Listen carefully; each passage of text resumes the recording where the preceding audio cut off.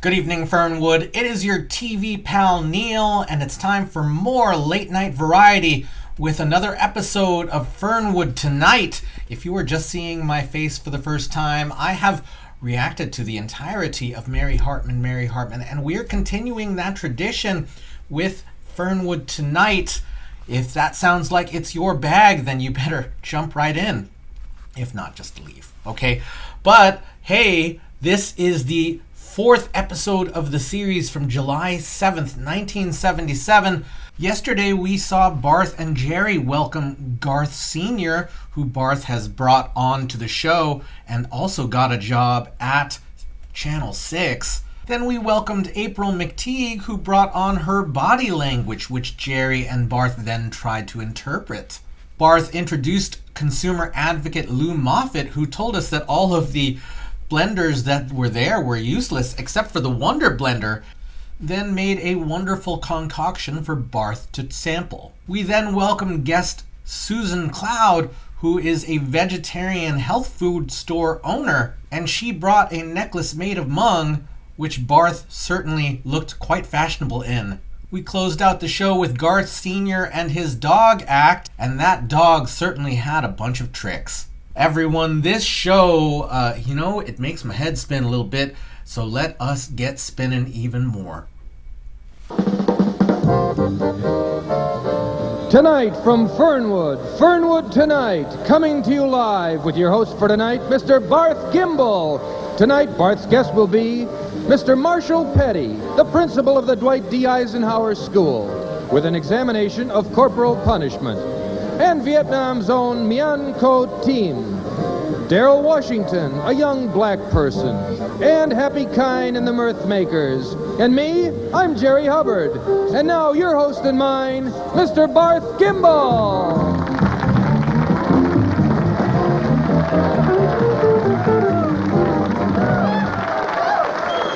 Thank you. Thank you very much. Wow, thank you. That's some response. You know, the response has been great all week, and we've been getting some incredibly flattering phone calls and letters about the show. The response has been, as I say, well, it's about time, isn't it, Jerry? I have a saying, better late than never. Yeah. The response has been great, as I said, and I'll also admit that we've heard from a few people who didn't like the show. You may think it's unusual for a big talk show to admit that he's getting a little bad criticism. Is that right? Absolutely, Jared. I figured, nevertheless, it's big people who can always come under the, attack and bounce back. Who cares? So I don't mind reading some of this negative mail. Let's start with this one here from, this is right here in town. This is a real sizzler. I'll be using asbestos gloves for this little stinker. Sure you want to read these on the air. Hey, I think I can afford it, okay?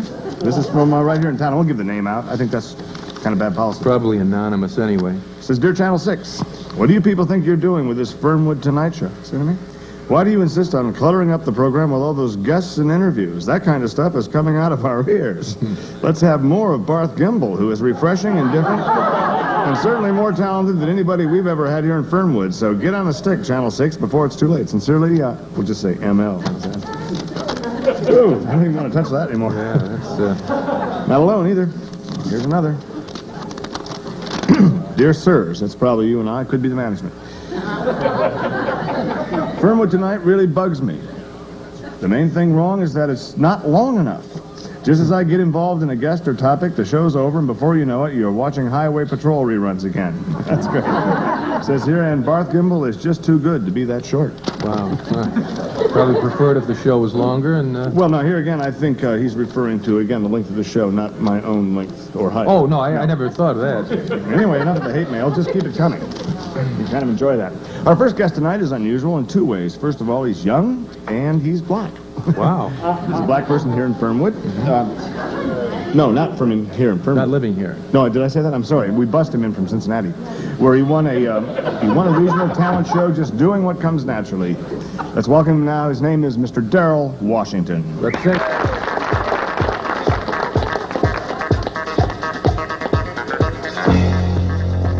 How old are you, Daryl? Excuse me. How old are you, Daryl? Hula hoops went out quite a while ago. Seems like you're still into it. That's kind of fascinating. Do you have any brothers and sisters, Daryl?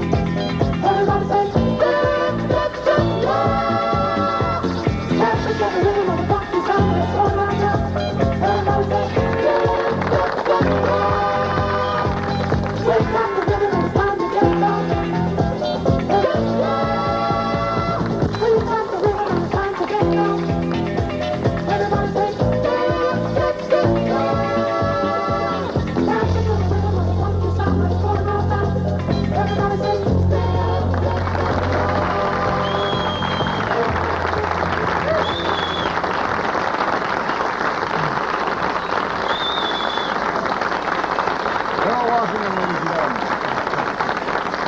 gentlemen. We'll be right back after this word.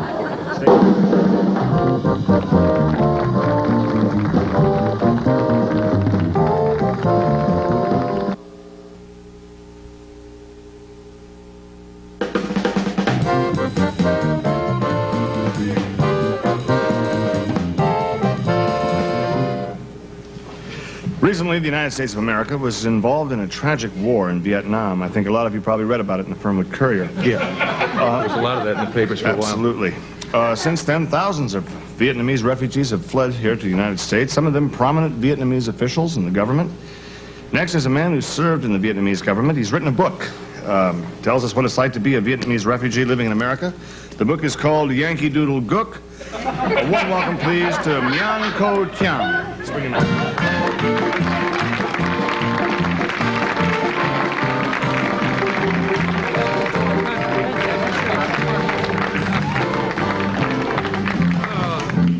Welcome.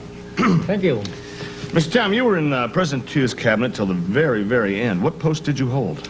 Well, I was Minister of Parks and Playgrounds. I maintained our beautiful parks and boulevards. Oh, that's wonderful. Tell us, what was it like in those final hours before the communists took over? Oh, it was tragic. The invaders invaded the palace and trampled my rose bushes like they were cattle. We left no trespassing signs everywhere, but the invading army seldom stops to read. Why, those lousy, no-good, rotten, stinking, commie, pinko pigs. Hey, just lighten up, Chet, okay? Did you hear the man had no trespassing signs? There's nothing sacred. Okay, but you did manage to escape, and it's nice to have you. Do you think you'll ever be going back to your homeland? Maybe someday. First, I would like to see Miami Beach. Barth here came to Fernwood from Miami Beach. He had to leave because of some problem down there. It was just simply a very severe sunburn, and I wanted to...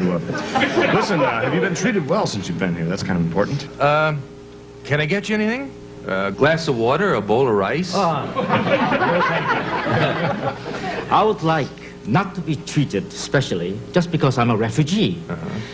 We would like to be treated as people, just like anybody else. Although you aren't really like us, you're much smaller. Jerry, why don't you give this a look, huh? It starts back here. What are you doing now in this country to make a living? I'm a DJ. That's terrific. All right, the book again is Yankee Doodle Gook, and it's a story of a Vietnamese refugee in the United States of America. How are sales on this book going? Not very well. But I think it'll sell better when we have it printed in English. Sure. It's all in Vietnamese. At first, I thought it was one huge typographical error. Okay, well, it's been fascinating talking to you, and we'll be right back after this commercial.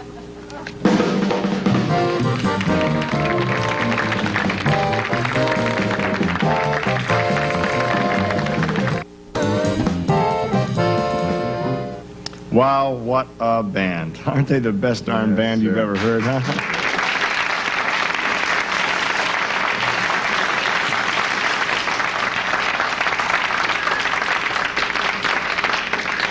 Lucky for you, it's not a contest. Yeah. They have those, too. They have those Battle of the Bands. Have you ever seen that, where the different bands get up? It's kind of an interesting thing, in a way. And if there ever was one, I'd say Hap is my winner. Hap, come on over here and sit down.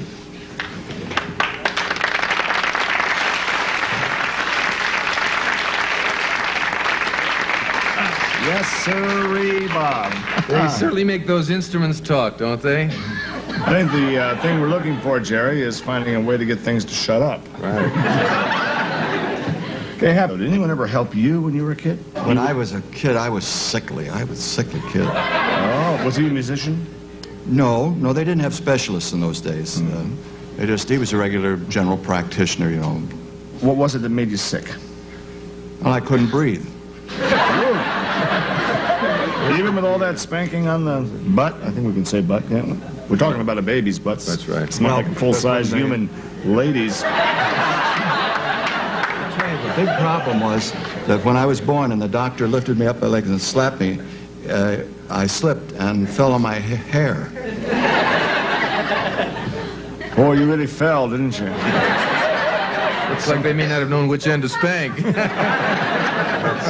We can kid like that with Happy because he knows that it's meant in good humor. Yeah, I know. Did you have... You must have had asthma, is what you're talking about, the breathing asthma, some kind of like No. allergies? No, nothing like that. I was just born with one nostril. That's about half, then. Yeah, doesn't it? that's one on me. Actually, there's two on me. But that's, I've never heard of that. That's incredible. Oh, yes. I only had one breathing aperture till I was about 17. Oh, for crying Wow. out That's loud. right. And then I had surgery, and the doctor gave me my full share of nostrils at that time. Boy, he's incredible. I can't tell which is which. That's an incredible job of surgery. It sure is. Amazing. This is the real one. And this is the fake. A lot of people pick this one. Because I couldn't tell. That's right. That is unbelievable. Demi Hap, just curious, did they take a nostril from another part of your body and put it there? Well, they do that with I know. ligaments. I know what they do it with. No, he just punched a hole in there and gave me a working nostril. So Absolutely. So it served you just perfectly, huh? I like it. Absolutely. Yeah, it's nice when I shave. I have some place to stop the razor. Yeah. Or even stick the razor while you light a cigarette. I don't great. smoke. Okay. I drink. Oh, good. Well, you couldn't maybe get a shot glass up there. I don't know. I suppose you also have the usual measles, mumps, chicken pox, colds, and bumps and bruises and lacerations, contusions, and things like that children get. Yeah, well, I had them all in 1 week. Oh, boy. I'd get over one thing and then I would get another one right away. We're talking about a bad week there, aren't we? Oh, that's true. But you know, in spite of all my pain and all my suffering, I had my music to get me through it all. So it really was music that pulled you through. Yes, music and a lot of medicine. Uh-huh. Yeah. Music won't do it alone. No, it's music and medicine. That's what does it. Kind of a combination. Couldn't go into a club and just give them medicine. They want music, too. And so, That's but right. that isn't enough. I think what we're saying here is that the ideal man in a case like this would be something like Doc Severinsen. Ah, You have them both right there. He's from Ohio, too, you know. I don't know. Where Doc Severance is from Ohio? I think so, and if he isn't, he won't be able to see this, so who cares? I'm not happy. I'd like to talk to you forever. Welcome to the other side of the news, where we give newsmakers a chance to speak out and present their side of some controversial issues. Today, we're going to hear a defense of corporal punishment in our schools. You read the paper, you watch TV, you make an opinion of what you see. Maybe now you'll change your views when you hear the other side of the news.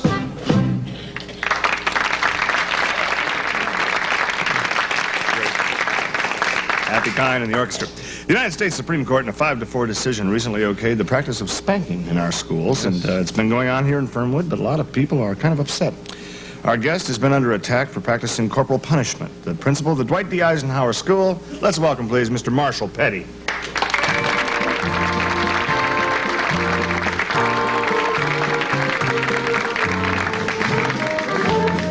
See you. Good to see you. Darrell Washington. What's his name in the book? You know, Jerry Hubbard. Yes.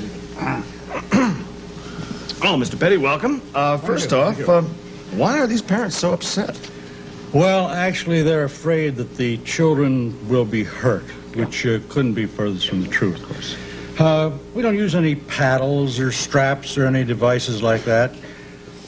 Corporal punishment is practiced in Fernwood is a warm, pleasant experience administered by hand. Yeah, and it shows the youngster that somebody cares about him or her and their behavior pattern. Kind of set those guidelines when they're young, yes. Right, correct. Now, we'd like to show the parents of Fernwood that they have absolutely nothing to fear. And I've set up a little demonstration for us tonight. We've selected a pupil at random. I want to point out that this pupil has done nothing wrong, is not being punished. It's just simply a demonstration for the audience. Just a demonstration? Yeah. Can we bring the child in now? Yes. Debbie, would you come in now, please?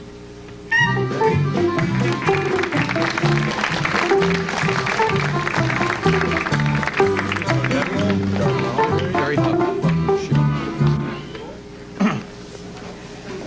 Can we start with the demonstration? Okay, why don't Yeah. you just get right to the All right. demonstration here? That'd be Debbie, would you stand up here? You bend over, please. I'd like to show you, point out to you, that the fleshy part of the hand, the fleshy part right here where the lifeline starts. the warm flesh. The rest, yeah, that's where we start, okay? All right, it's brush up, brush down, swat. Brush up, brush down, swat. And that's all there is. That's all. Brush up, brush down, swat. Kind of a rhythm. Brush up, brush down, swat. Now, while I'm doing this, I tell them about several historical people that have been involved in this type of punishment. Right? There's been President Coolidge, Coolidge? Vincent van Gogh, Attila the Hun.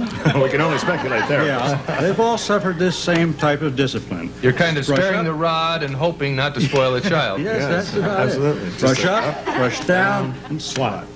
Brush that's up, very, brush down, very and interesting. swat. Most Brush informative. up, brush down, and swat. I think that's fine. Brush up, brush down, and swat. That's great. Okay, so fine. Yes, you see, it's not Kathy, why don't violent. you step here? Wait, we got a pillow for you. You're such a good sport. Okay, good. It's not a violent punishment. It's just a mild form of discipline. Well, As you that's can see. fine. Strict but firm. Right. That's great. We'd like to open our phone lines right now and see what you parents feel about this demonstration. Let's take the first call. Okay. Wait a second. I'm coming.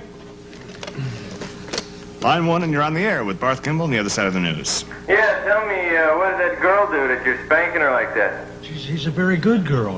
I told her, it's just a demonstration. She's an A student. I don't know if you could hear that. He said she's an A student. Yeah, I heard that. I want to know what you're doing slapping around her A students. You know, why don't you slap some of them punks downtown with a motorcycle? You know, I'm talking corporal punishing them now. No capital punishment is too good for these guys. I'm telling you, the Marines, that's where we had discipline in the Marines. That Japanese guy there, ask him. He can tell you that about the Marines and the discipline right there. Sir, exactly what is the point you're trying to make? All right. Okay, thanks. Nice talking to you. Principal will have his hands full if he had to go around punishing everyone, all the punks, as he called them out down It's there. true. Okay, we're waiting for another call.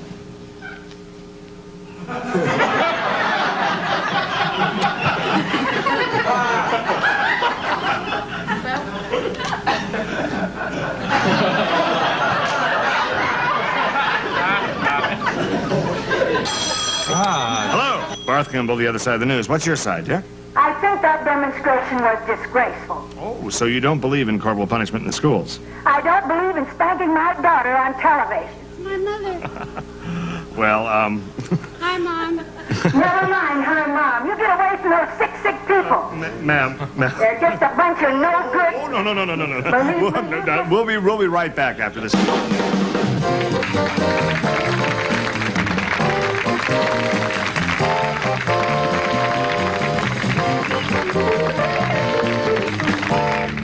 We have here on the show. Would you want to be on that? Well, the only thing I know how to do is sing our school song. Sing. Perfect. You can come back and sing your school song. I love it. It's in Latin. Okay, Latin music. You guys know Latin music. Hi-hat. That's the stuff. Okay, why don't you learn learn your high school song in Latin. You'll be back here tomorrow night. That'd be just fabulous. So that's about all we have time for because we have about 2 minutes. Just for those of you who just joined us, want to know what you missed. We came on, and I believe, Jerry, you did the warm-up Quite a announcements. show. I came on a little late, if you remember. Absolutely. You came out here late, right? Had a They were little playing. fun right there, yes. And then we came out, and I talked a little bit. We read some mail, and that was Yes. kind of interesting. We may do that again another Interesting night. mail there, which We we had a guest after that. It was Daryl Washington Daryl came out and did his hoop acts, which I think was wonderful. I wish we could almost have a replay of that. Well, we may some night because we still have a little bit of time here. Well, the most enjoyable part for me, I think, or not playing favorites, was Yankee Doodle Good, which was written by our gentleman over here. And we talked about that for a while. It was pretty interesting. And then the phones went crazy because we brought out, well, first of all, which was first? Well, I think we brought the principal out, Mr. Petty, first, and then he explained his position. And this was corporal punishment, of course. Yes, and corporal punishment. young Debbie came out here, a wonderful sport. She sort of It was kind of a visual demonstration of what it's all about. All this, the two sides of that controversy about capital punishment, or corporal punishment.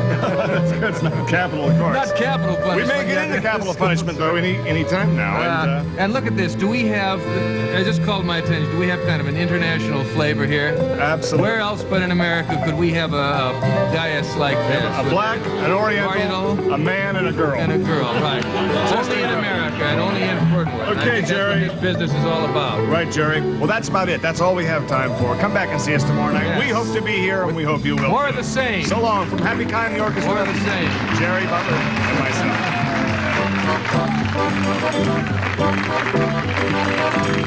Also appearing on tonight's show were Darius Lawrence as Darrell Washington, John Fujioka as Mienko TM, Dave Cameron as Mr. Marshall Petty, and Kathy McCullen as Debbie Dunbar. Tomorrow at 6 on the streets of San Francisco, John Davidson creates a chilling portrait of personal terror as a female impersonator who slowly loses himself to his ruthless female side.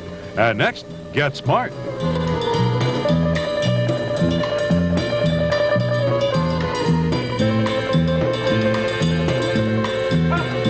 Well, this show has gone from cringe to yikes. But I shouldn't be surprised. It's from the 1970s, and it is satirical. There's still some lines that I think we could address, but that's, what we're doing here. So we start with Barth and Jerry warming up the crowd with a little bit of banter, and then they bring out Darrell. I believe his last name was Washington, but I don't have a visual on that. But Darrell is apparently someone that they had to bus in from Cincinnati because Fernwood does not have any black people left after we lost Dewey. Darrell has a hula hoop act, which, hula hoops were really a big craze in the late 50s, which was, 20 years before this. I think that the main problematic element of this is how it's presented in terms of having a black person on this show as something that is sort of special and weird. I think that's something I would note about Fernwood in general. That even goes back to Mary Hartman, that everyone who wasn't white felt like an outsider. Mind you, they also treat Jewish people and Catholics as outsiders as well in Fernwood, but it still is quite of an issue. Then we bring in Mienko Tam, who is a refugee from Vietnam. This would have been about 4 years since the end of America's participation in the war in Vietnam. And as a person who was called Gook at least once in my life, in my youth, it certainly is striking to hear that. I get it. This is the era of comedy when people were really trying to figure out what the edges were. We talk a lot about punching up and versus punching down, right? Punching down would be to use comedy in a way that makes people who are less powerful, who are less privileged, look bad. That's the comedy that punches down. There's an element to this that Barth and Jerry seem kind of foolish because of how clueless they are. But there's also the part in this that there are people in America who are just as clueless and don't realize that that's what is happening in the satire here. So when you see someone using a racial epithet, there isn't a commentary about it. There's no one there to say, hey, that's not acceptable, as a child who was called that. Not correctly either, but by the not correctly meaning that I'm not of Vietnamese descent, which is where that slur is usually aimed. But that's kind of how it was in America in the 70s. If you were some kind of Asian, you were all kinds of Asian, or as they call men later, Oriental. Also, really, I mean, yes, it's dated. It's gonna be dated because it's 1977. That was 40-something years ago. 45, I suppose, at this point. And yeah, it's dated, but also, like, there are good reasons why we don't use that language nowadays.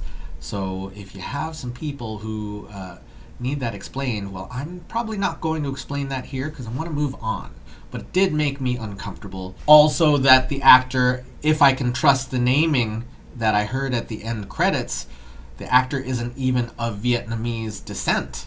Didn't quite look Vietnamese to me either, but it apparently is a Japanese actor. So that's kind of how it was. You know, when I was coming up as an actor in the early 90s, there were very few roles for Asian folks in TV and film, and they were always outsiders. And that's something that only within the last, I feel like, 5 years has changed. That we have roles for AAPI actors that aren't outsiders, right? Or, you know, I feel like movies that meant something to me for how they presented AAPI Americans as Americans would be like Harold and Kumar Go to White Castle and the whole series that comes after that. Because Harold and Kumar are of Asian descent, but they're Americans, like I am, which surprises some people and shouldn't be surprising. Let's move on. Then we get more time with Happy Kind, who tells us a bit more about his being born with a birth defect. Having one nostril is certainly a disadvantage in terms of breathing. It's obviously played for laughs, and clearly there are some really clever bits in there, like most people pick this one. Nose jokes, you know, they're pretty funny. Then we have a news segment, The Other Side of the News, where Barth brings out Marshall Petty, who's a principal at a local school who endorses corporal punishment, and in this case, spanking specifically. And I can't remember a time when that was okay in schools. I was in a school by 1977. I don't remember that being okay, ever. I don't know if that was the case in other parts of the country, but there's no part of me that thinks that spanking is okay. I think that this is really more of a slightly salacious bit that maybe takes advantage of having an attractive young actress that can be spanked for laughs. As I said, this episode went from cringe to yikes. So Marshall demonstrates proper spanking technique, and then we get phone calls, one of which is from an incensed caller who wants Marshall to really go look for the young punks in the street and spank them. And then the bit doesn't have time to flourish. I feel like they could have taken the bit a little bit farther with the callers, but it ends up being Debbie's mom. So that got awkward. And then we close out the show with 2 minutes to fill, and 2 minutes is quite a long time. Debbie will be coming back tomorrow to sing her school song. Often things will get paid off in this series. We saw Richard Osgood come back on Tuesday after appearing on Monday. But it's really, how much can we pad this time when we really have nothing to fill it with? 2 minutes is a lot, isn't it? Well, y'all, that's, I think, all I've got to say about this episode. I don't have any extra material for you today, so I think let's just wrap it up. Thank you so much for watching with me. Thank you so much for being who you are, and we will see you tomorrow night in Fernwood.